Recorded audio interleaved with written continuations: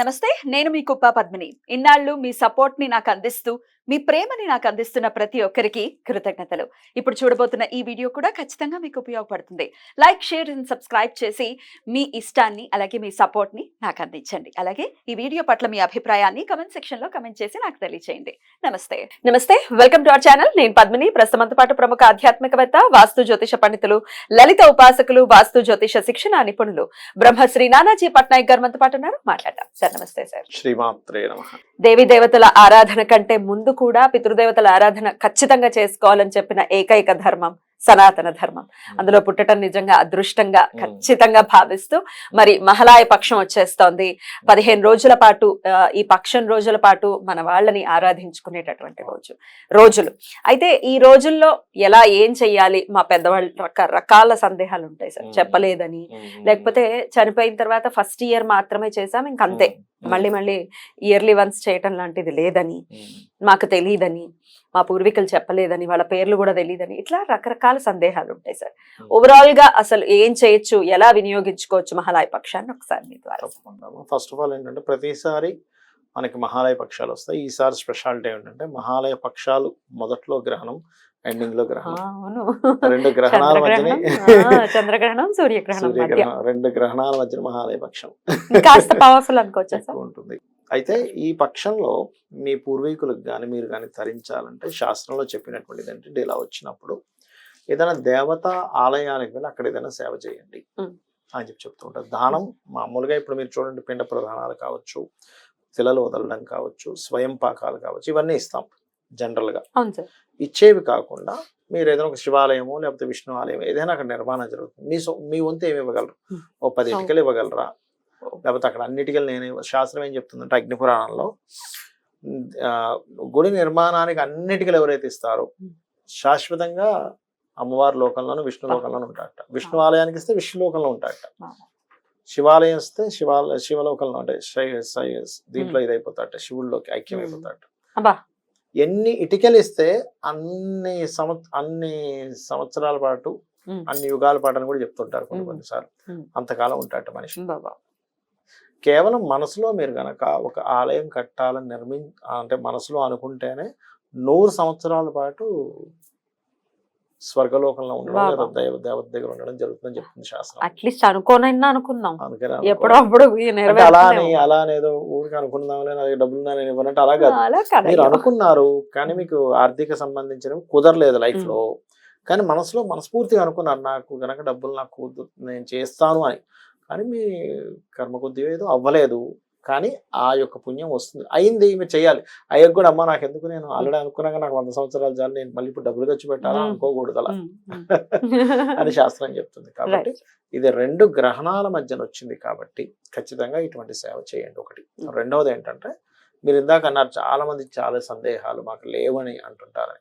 అసలు లేకపోవడం అనేది ఉండదు. వీళ్ళకి వాళ్ళకి ఈ కులస్తులకి లేదు అలా ఏం ఉండదు కదా, ఏముండదు, అందరు చేయవలసింది. ఎందుకంటే తల్లిదండ్రులు ఎవరికి ఉంటారు చెప్పండి? మనం ఎవరి నుంచి వచ్చాము? తల్లిదండ్రుల నుంచే వచ్చాం.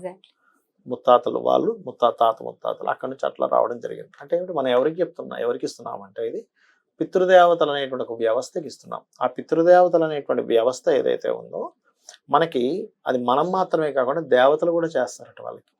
మనం ఇంట్లో పూజలు చేస్తుంటాం చేస్తారా, పితృదేవతలకు చేయకుండా కేవలం ఇంట్లోనే దేవతా పూజలు చేస్తే దేవతలు అనుగ్రహించరట. ఎందుకంటే మీరు పితృదేవతలు చేయట్లేదు, మీ యాన్సిస్టర్స్కి మీరు చేయట్లేదు, మేమేదో మీకు అనుగ్రహించాలి, మీకు వారి మీద భక్తి లేదని చెప్పి వీళ్ళు అనుగ్రహించరట. ఇప్పుడు అందుకే మేము ఎన్ని పూజలు చేసినా మాకు వర్కౌట్ అవ్వట్లేదు అంటే ఇందుకేనేమో. అందుకే ఇంకోటి చాలా కారణాలు ఉన్నాయి. ఎన్ని పూజలు చేసినా రావట్లేదు అన్నాను, ఇంకో కారణం చెప్తాను, అది నేను మీకు తప్పకుండా. అదొకటి. ఇంకోటి ఏంటంటే మనకి ఈ పితృకార్యాలు ఇవేవైతే ఉన్నాయో కొంతమంది గయ ఇట్లాంటి వాటికి వెళ్ళి కూడా చేస్తుంటారు. కొంతమంది ఏమనుకుంటారంటే అక్కడ చేస్తే ఇంకా జీవితంలో అక్కర్లేదేమో అనుకుంటారు. అసలు అది పూర్తిగా తప్పు. అక్కడ చేయాలి, మళ్ళీ రెగ్యులర్గా ఇక్కడ చేస్తుంటారు. చాలా మందికి ఏంటంటే ఎప్పుడో మా తాతగారు లేకపోతే మా ఎవరో ఉంటారు కదండి, మా తాతగారు ఎప్పుడో అయిపోయారు, గతించారు కదండి, ఇప్పుడు మళ్ళీ మనం ఏంటి పెట్టేది, అయిపోయింది, ఇంకో జన్మలోకి వెళ్ళిపోయాడు కదా అంటే ఇంకో జన్మలో ఉన్నటువంటి ప్రాణికి నీవు పెట్టేది వెళ్తుంది. ఇక్కడ మనం ఏం చేస్తాం, సూర్యుడిని చూస్తూ అర్ఘ్యం వదులుతాం చూసారా, వదిలినటువంటి అర్ఘ్యంలో పితృదేవతలకు చెందుతుందండి అది. లేదా తిలలు వదిలిన ఏవైతే ఉన్నాయో పితృదేవతలు ఇచ్చింది. పితృదేవతలు 2 రకాలుగా చెప్పారు. ఒకటి సూర్యుడిలోని, రెండవది నైరుతి భాగంలో పితృస్థానం అని ఉంటుంది. అందుకే మనం ఇంట్లో వాస్తు చూసేటప్పుడు కూడా పితృ పదం ఎక్కడైతే పడిందో అక్కడ మీ యొక్క పూర్వీకుల ఫోటోలు అక్కడ పెట్టుకోండి అని చెప్తాం. దేవుడి గదుల్లో కాదు పెట్టుకోడు, తెలియక పాపం దేవుడి గదుల్లో ఉత్తరంలో తూర్పుల్లో పెడుతుంటారు తెలియక. నైరుతి సైడ్ పెట్టుకోవాలి. అలా మనకి పితృదేవతల కోసం మనం ఎప్పుడైతే సూర్యుల్లో ఉండేటువంటి పితృదేవతలకు వెళ్తుందో అక్కడ నుంచి మనకి కిరణాలు ఉంటాయి. సూర్యుడి యొక్క కిరణాలు 333 చల్లటి కిరణాలు, వెచ్చటి కిరణాలు, ఇట్లా రకరకాల కిరణాలు ఉంటాయి. అందులో 333 చల్లటి కిరణాల ద్వారా చంద్రుడికి వెళ్తాయి. ఓన్లీ చంద్రుడికి వెళ్తాయి ఆ కిరణాలు, అన్ని కిరణాలు వెళ్ళవు. అందుకే చంద్రుడి నుంచి వచ్చేటువంటి కిరణాలు ఏదైతే ఉందో మనకి ఒక రకమైన ఆహ్లాదాన్ని, వెన్నెల్ని ఇస్తూ ఉంటుంది. చూడండి, ఓకే, వెన్నెల్ని ఇస్తూ ఉంటుంది. రైట్. అందుకని ఏంటంటే ఈ పితృదేవతల యొక్క అనుగ్రహం మనం పితృదేవతలకు ఏదైతే ఇచ్చామో అక్కడి నుంచి చంద్రుడికి ట్రాన్స్ఫర్ అయ్యి చంద్రుడి యొక్క వెలుగు ద్వారా ఆ యొక్క కిరణాల ద్వారా ఔషధములు వస్తాయి. మనిషి మరలా ఇప్పుడు ఈ జీవి ఇక్కడ అయిపోయిన తర్వాత మళ్ళీ పుట్టాలి కదా. ఆ జీవికి ఏం కావాలో, నీరు కావాలా, వస్త్రం కావాలా, ఇంకేదైనా కావాలా, మనం చేసేటువంటిది వారికి వెళ్ళడమే కాకుండా ప్రకృతిలో అన్ని జీవులకి వెళ్తుంది మనం చేసేటువంటి. అందుకని ప్రతి ఒక్కరు చేయాలి. మరి ఎట్లా సార్ 15 రోజులు కాబట్టి ఎప్పుడు చేయమంటారు? మాకు తిథులు తెలియదు. 15 రోజులు చేసుకోవచ్చు, మీకు ఎప్పుడు వీలుంటే అప్పుడు చేసుకోవచ్చు. ఇంకోటి ఏంటంటే ఇప్పుడు నేను ఎవరికైనా చేయొచ్చు. ఈ మూవీ పుట్టిన ప్రతి ఇప్పుడు సర్దార్ వల్లభాయ్ పటేల్ అంటే నాకు ఇష్టం అనుకున్నా, ఆయన కోసం నేను వదలొచ్చు, తప్పేం కాదు. అలా వదలడానికి ఇదే సమయం. ఎగ్జాక్ట్లీ కరెక్ట్ చెప్పారు, ఇదే సమయం అన్నమాట. అట్లా చేయాలి. అలాగే అయితే అదే మన స్నేహితులు ఎవరైనా చనిపోయిన వాళ్ళు ఉన్నారు, అలా చేసే వాళ్ళు చాలా మంది 100 మందికి ఇచ్చిన వాళ్ళని కూడా విన్నాను నేను. ఎట్లా అంటే అమ్మా, మీరు అంటే మన కంటికి కనబడదు కానీ ఆ శక్తి మన కంటికి కనబడకుండా ఎవరైతే కొన్ని పద్ధతులు పాటించకుండా వదిలేశారో, సరిగ్గా చేయకుండా, అవి ప్రేతలై తిరుగుతుంటాయి మన చుట్టూ. అందుకే మీకు జపం చేసేటప్పుడు జపమాల బయటకు కనబడకూడదు అంటారు. ఎందుకు తెలుసా? మీరు చేస్తున్నటువంటి జపమాల ఏదైతే ఉందో దాన్ని అవి తినేస్తాయమ్మా. మనకేముంది ఫలితం? ఎందుకు తింటాయంటే వాటికి ఉంటుంది ఆ జ్ఞానం. ఎలాగా గొప్ప గొప్ప వాళ్ళకైతే అవి కనబడి, ఏమంటే మమ్మల్ని మోక్షం చేయండి, ఇంత గాయత్రి చేసి మాకు దారబోసి మాకు మోక్షాన్ని ఇవ్వండి అని అడుగుతుంటాయట. అవి ఇచ్చేవాళ్ళు కూడా ఉన్నారు. అలా అందుకే మనం కామన్ గా జపం చేసేటప్పుడు లోపల పెట్టుకొని జపం చేయాలంటారు. ఒక వస్త్రంలోనో లేకపోతే మన పై పని చేసుకునే దాంట్లో వేసుకొని చేయమని చెప్తారు. అంటే చూడండి మన యొక్క ఇది ఎంత పర్ఫెక్ట్ గా చెప్పారు.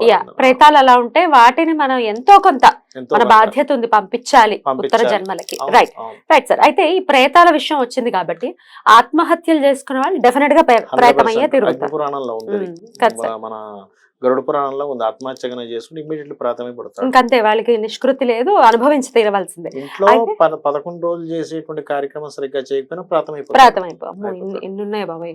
తర్వాత ఈ ఆత్మహత్యలు అనుకోవచ్చు, లేకపోతే యాక్సిడెంట్స్ లో సడన్ డెత్స్ జరుగుతుంటాయి కదా సార్, వాళ్ళకు కూడా ఎట్లా ఈ టైంలో మనం చేయొచ్చు? వాళ్ళ పేరు వాళ్ళ ఇది చెప్పుకొని వదలడమేనండి. స్వయం పాకం ఇస్తారా, పిల్లలు వదులుతారా, పిండ ప్రధానాలు చేస్తారా, చేయడమే. ఇప్పుడు ఆకస్మికంగా చనిపోయిన వాళ్ళకి దానికి చాలా అందరికీ ఒకలాగా చెయ్యరు. దానికి డిఫరెంట్ వే ఉంటుంది. చిన్నపిల్లలు చనిపోతే ఒకటి, ఆత్మహత్యలతో ఇది అయిపోతే ఒకటి, దానికి చాలా రకాలు చెప్పారు. మనం ఒకసారి ఎవరెవరికి ఎంతెంత ఉంటుందో ఒకసారి చెప్పుకున్నాం, చాలా లెంతీ వీడియో. సో ఖచ్చితంగా వాళ్ళకి చేయాల్సినటువంటి సమయం చేసుకోవాలి, ఖచ్చితంగా చేసుకోవాలి. Right sir. ఒక ఊర్లో ఒక మలుపు దగ్గర ప్రతిసారి ఏదో ఒకటి యాక్సిడెంట్ అయ్యేది. ఆ ఊర్లో ఉన్న ఒక పెద్ద ఆయన ఇట్లాగే గరుడ పురాణంలో ఇట్లా పలానా దగ్గర అవుతుంటాయి అంటే అక్కడ ఏదో ప్రేతం ఉంటుందని తెలుసుకొని ఆయన అక్కడికి వెళ్ళి వాళ్ళకి సంబంధించింది ఏంటో తెలుసుకొని వదిలేడు. ఆయన చేసాడు దాని కార్యక్రమం. అక్కడ నుంచి యాక్సిడెంట్ తగ్గిపోయి ఆ ఏరియా. అంటే చూడండి అసలు ఎంత ప్రభావం ఉంటుంది చూడండి. రైట్. చేసుకోవాల్సిందే, ఖచ్చితంగా చేసుకోండి. అయితే పురోహితుల్ని పిలిచి చేసుకునే విధానం ఉంటుంది, మీరు అన్నట్టుగా తెల్లలు కూడా చెయ్యొచ్చు. స్వయం పాకం ఇచ్చిన తత్ఫలితం ఉంటుందా సార్? ఇప్పుడు రకరకాలు చెప్పారమ్మా. ఇప్పుడు అగ్ని ద్వారా తీసుకుంటారు, కొన్ని హోమంలో వేస్తారు, కొన్ని నీళ్ళల్లో వేసే ఉంటాయి, అట్లా రకరకాలు. Right sir, beautiful sir. 15 రోజులు కూడా ప్రతి ఒక్కరూ కూడా వినియోగించుకుని, లేకపోతే అసలు 15 రోజులు కుదరకపోతే ఏదో ఒక్క రోజైనా అమావాస్య నాడు కూడా చాలా మంది చేస్తూ ఉంటారు, భాద్రపద అమావాస్య నాడు. అప్పుడైనా చేసుకుని పితృదోషాల నుంచి బయటపడాలి, పితృ రుణం తీర్చుకోవాలి అని మన వాళ్ళకి మనవి చేస్తూ, thank you so very much sir. నమస్తే. శ్రీమాత్రే నమః.